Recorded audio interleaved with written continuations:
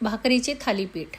1 वाटी ज्वारी, 1 वाटी नाचणी, 1 वाटी बाजरी आणि सगळं मिक्स केलं एकत्र. आणि पालकसुद्धा मिक्सीला लावून काढली आणि तिखट, मीठ, हळद एक चमचा घेतली.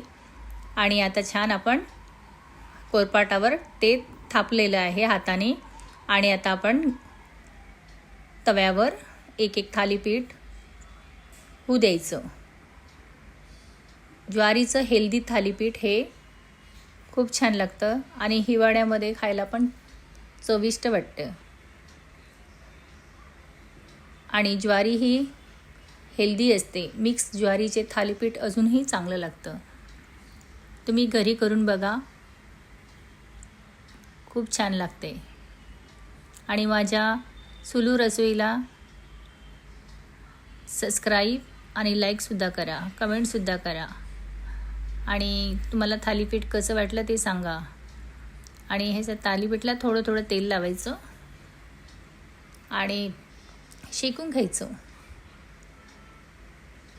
आणि खायलाही मस्त कुरकुरीत खूप छान लागते. मऊ होतात, कुरकुरीतही होतात आणि मऊ होतात, पण खूप छान लागते खायला.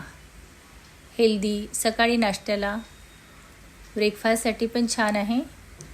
तुम्ही लोणच्यासोबत ते खाऊ शकता आणि त्याचा कलरही छान दिसतो आहे. त्यामध्ये मी पालक टाकलं तर अजून त्याच्यामध्ये कलरही आला आणि पालकसुद्धा हेल्दी आहे. त्यामुळे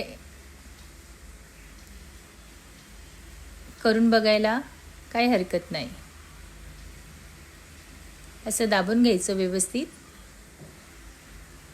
आता आपलं बघा किती छान दिसतं आहे थालीपीठ. असं थालीपीठ करायचं आणि लोणचं घ्यायचं आणि खायचं मस्त. आणि पोट भरून खायचं आणि फस्त करायचं. असं लोणच्यासोबत थालीपीठ तयार.